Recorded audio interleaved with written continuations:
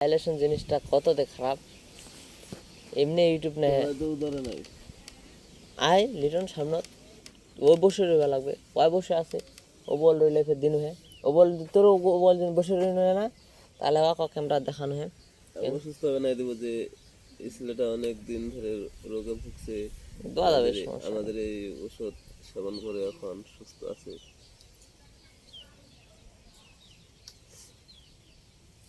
এই ভিডিওটা আমার কেন খালি 1 মিনিট করে কোনো কাজ নাই তো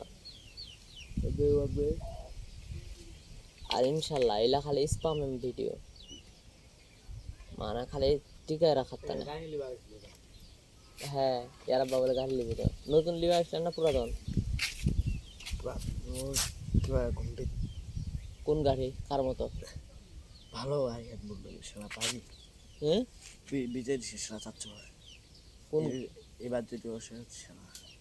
কোন গাড়িতে না কার মতো কার মতন তো বিজাও নেই ইয়ার আব্বা কয়েছিল গাড়ি বলে লিবি গেছে গাড়ি বিজয়